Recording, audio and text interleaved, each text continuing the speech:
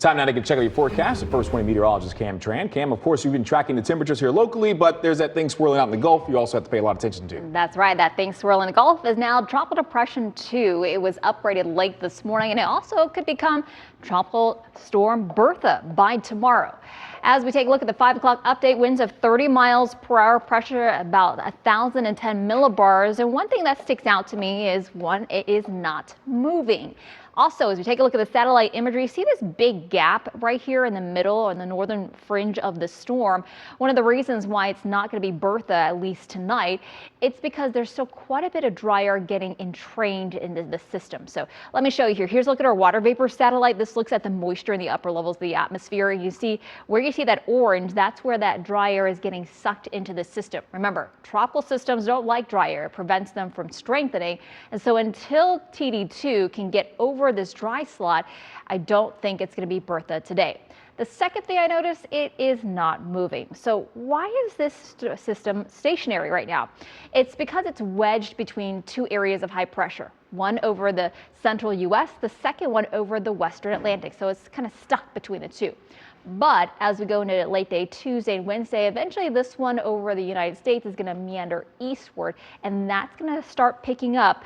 Right now, TD2, but eventually will be Bertha and push it more towards the west. So finally get a little bit more momentum as we get into about mid to late week. So here's a look at the latest track here with Tropical Depression 2.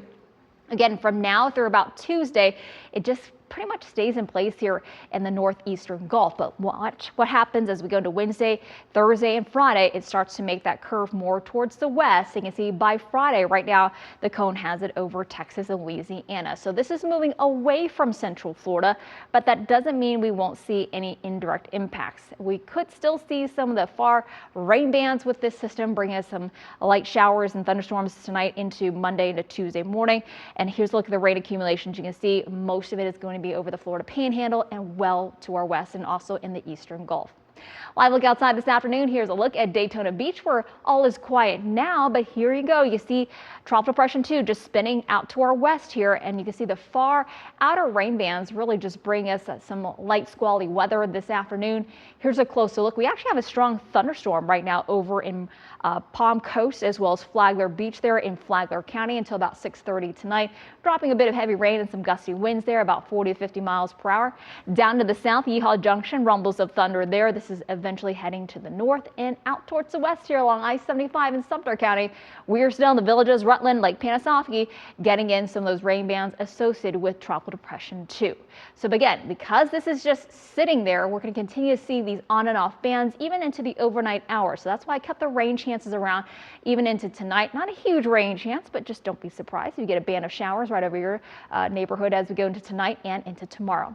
So 12-hour forecast, keeping the chances of rain around through the overnight hours and for tomorrow as well.